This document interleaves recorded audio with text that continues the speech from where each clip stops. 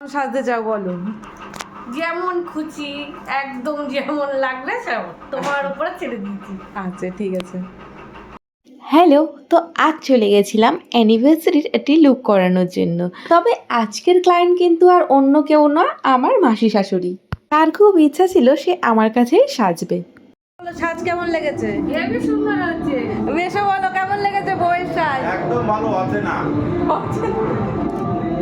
মালা দিয়ে যখন মালাই করো তখন আবার ই করো। হ্যাঁ, দুজনে কিন্তু ম্যাচিং ম্যাচিং করেছে। হ্যাঁ,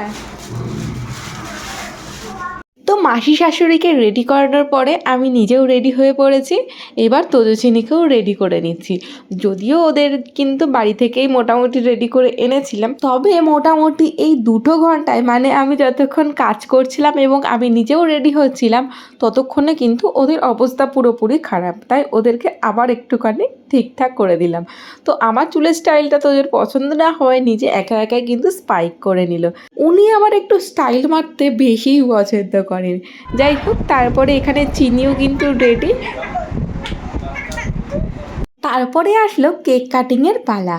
তো এই মাসি মেশো বলতে পারো কিন্তু মোটামুটি অন্যান্য সব ওদের ভাই বোনের ছাড়া পুরোপুরি আলাদা। মানে সবাই একটু ব্যাকডেটেড হলেও এরা একটু অন্যরকম।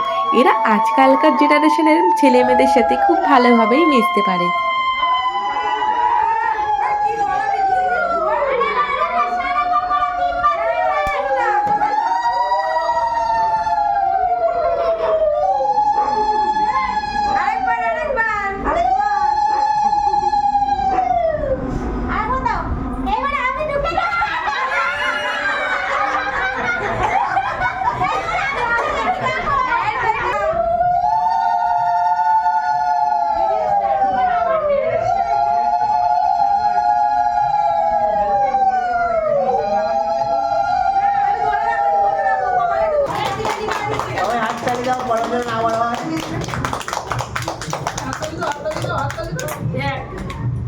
তবে ওদের দুজনকে দেখে এইটুকু বুঝেছি ওনাদের মধ্যে যেটুকু ভালোবাসা রয়েছে আজকালকার জেনারেশনের মানে নতুন কাপলদের মধ্যেও কিন্তু অত একটা ভালোবাসা থাকে না। ভালোবাসা থাকা মানেই যে সবসময় দেখিয়ে বেড়াতে লাগবে হ্যাঁ ভালোবাসা আছে, তা কিন্তু নয়।